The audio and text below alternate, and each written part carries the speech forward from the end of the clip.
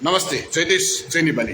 म फेरि आज यो सामाजिक सञ्जालको भित्तामा उपस्थित भइराखेको छु। जब नेपालमा अहिले सङ्कटकालको अवस्था, जुन एउटा अराजकता 34 वर्षका राजनीतिक दल पात्रहरूका यी झोले झ्याम्टाहरूले निकाल्दैछन्, त्यस विषयवस्तुलाई जोडिँदै फेरि म यस सामाजिक सञ्जालको फेसबुकको भित्तामा उपस्थित भएको छु। दर्शकबिन सम्पूर्ण दर्शक महानुभावहरू, तपाईँ हामीलाई यसरी भ्रम पारिराखिएको छ कि जुन यो एउटा दुःखद घटना पनि हो र यसमा हरेक युवाहरूको मन छुने घटना पनि हो। जुन एकजना नेपाली युवाले आत्मदाह गरे, गणेश नेपालीले।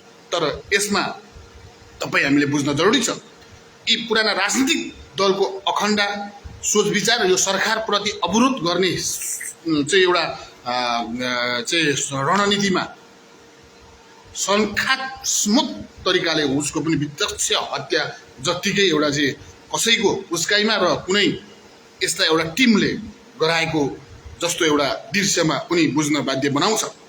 हो, व्यक्तिको निधन त भयो, तर सरकारले यो निधन गराएको त होइन नि। तपाईँ हामीले बुझ्न जरुरी छैन। तर यहाँ अहिले हरेक राजावादी, काङ्ग्रेस, एमाले, माओवादी, विभिन्न नयाँ बनाउँदा श्रमजीवीका एकजुट भएर सडकमा आन्दोलन गर्दै गर्दा यो विषयवस्तुलाई बुझ्न जरुरी छ। तपाईँ हामीले बुझ्नुपर्ने हुन्छ।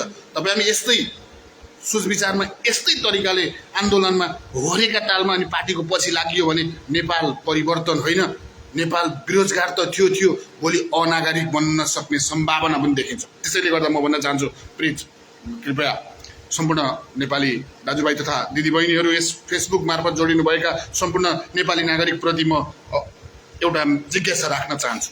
जबकि तपाईँ हामीले कसरी सोच्नुपर्छ भने जुन हत्या भयो, जुन चाहिँ एउटा आत्मदाह भयो नेपाल गणेश नेपालीको, त्यो आत्मदाह भएको ठाउँमा स्थानीय सरकारको जनप्रमुख जुन कि महानगरपालिकाको हेरालु एउटा सेक्युरिटी मार्फत भनाभैरी चल्यो।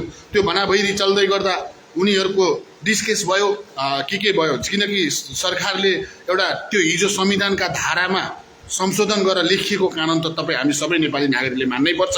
तर यसमा सोच्न जरुरी छ। म यसको पनि अहिले व्याख्या दिँदैछु।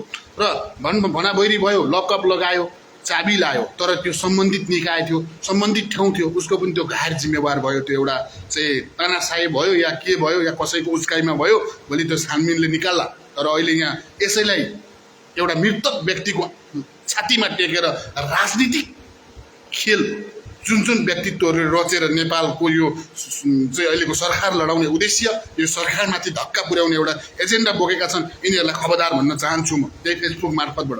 कृपया उसको त्यहाँ चाहिँ जब भनाभैरी भयो होइन, महानगर प्रहरीसँग, त्यहाँ सरकारी पोषक लागेको प्रहरीसँग भनाभैरी भएको होइन। यो चाहिँ तपाईँ हामीले बुझ्नुपर्ने हुन्छ। र महानगरपालिकामा कुन पार्टी छ? पुरानो राजनीतिक दलका व्यक्तित्व दङ्गल एउटा एमाले हिजो चाहिँ विभिन्न तरिकाका हत्या गरेर आएको पार्टीकै व्यक्तित्वहरू त्यहाँ छन् भनेपछि यो कतिसम्म स्थानीय सरकारले पनि यो सरकारलाई धक्का पुर्याउने यस्ता चाहिँ अपचाहित कामहरू गरिराखेको छ। तपाईँ हामीले यो बुझ्न जरुरी छ। अनि यसकै झोले मासो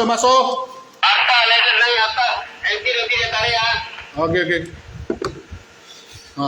यसलाई बुझ्न जरुरी छ। भनेपछि तपाईँ हामीले चाहिँ कसरी बुझ्नुपर्छ भने जुन डिस्केस त्यहाँ भएको छ, त्यस पछाडि जुन आत्मदाह गरेको फुटेजमा त्यहाँ तुरुन्तै पेट्रोल चाहिँ अब ती लाइटरहरू सामग्री, त्यस पछाडिका दृश्यहरू विभिन्न देखिएका छन् होइन। त्यस पछाडि चाहिँ यसले लासमाथि टेकेर अनि राजनीतिक गर्ने एउटा सोच विचारमा यो योजनाबद्ध तरिकाले भएको नै भन्नुपर्छ। तर यसको जिम्मेवार महानगर हुनुपर्छ कि पर्दैन? अनि तर अहिलेको सरकारमाथि चाहिँ धक्का दिने हिसाबले विभिन्न दलका व्यक्तित्वहरू उपस्थित भएर विभिन्न सामाजिक सञ्जालमा यो सरकारलाई अवरोध गर्दै गर्दा तपाईँ हामी मानवता र नैतिकता राखेर सोच्नुपर्ने हुन्छ। साथी हो, ठिक छ, हिजो यो नयाँ सरकारले चाहिँ नियम कानुन पालना गरायो, तर यो नियम कानुन पालना गराउँदै गर्दा यो सरकारले के गलत गर्यो र यो संविधानमा र यो कानुन संशोधनमा लेखेको कसले छ र लेखेको कसले थियो? कुन दल, कुन 34 वर्ष राजनीतिक दलभित्रकाले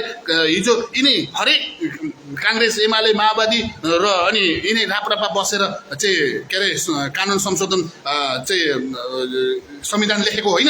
अनि यो संविधानमा कस्तो लेखेको रहेछ हामीले यहाँ बुझ्नु पर्दैन? किनकि हामी भन्दा यी पुराना राजनीतिक दलको सोच पहिले नै ग्रान्ड डिजाइन मजाले एजेन्डा योजनाबद्ध तरिकाले लेखेको संशोधन रहेछ कि रहेन रहेछ।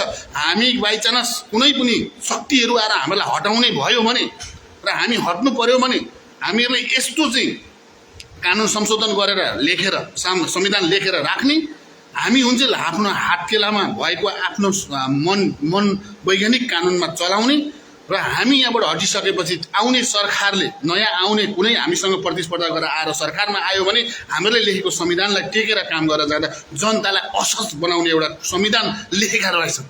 अनि नेपाल राष्ट्रिय स्वतन्त्र पार्टी हिजो 3 महिना 100 दिन पुगेर के कानुन संशोधन कानुन चाहिँ के अरे संविधान नेपाल राष्ट्रिय स्वतन्त्र पार्टीले लेखेको हो र तपाईँ हामी असन्तुष्टि त्यहाँ हुने?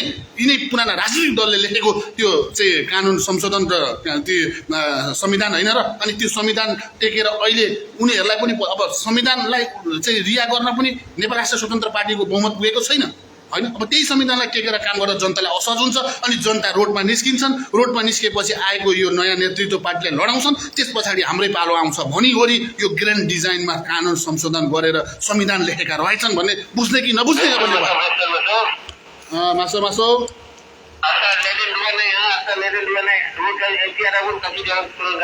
ओके भनेपछि यो कुरा बुझ्न जरुरी छ र यो कानुन संशोधन संविधान लेख्ने पुराना 34 वर्षीय राजनीतिक दलहरू हुन्। अनि यस्ता व्यक्तिले लेखेको कानुन अब यो अहिलेको नयाँ सरकारले चाहिँ लेख्न नपाउने भएपछि त्यही कानुनलाई मार्न जाँदा आज जनतालाई असहज भएको छ। यो असहजसँगै रोडमा निकालेर यो सरकार लडाएपछि फेरि यिनीहरू नै आउने सोच विचारमा छन् भनेपछि अब यी आए भने तपाईँ हामी सम्झिनुहोस् भोलिका दिनमा हामी बेरोजगार नेपाली त थियौँ, अनागरिक पनि बन्न सकिएला। यसैले सबै हामी सचेत हौँ भन्दै बिदा हुन्छु। हस् त, नमस्ते, जय देश, जय नेपाली, जय घन्टी, जय रवि।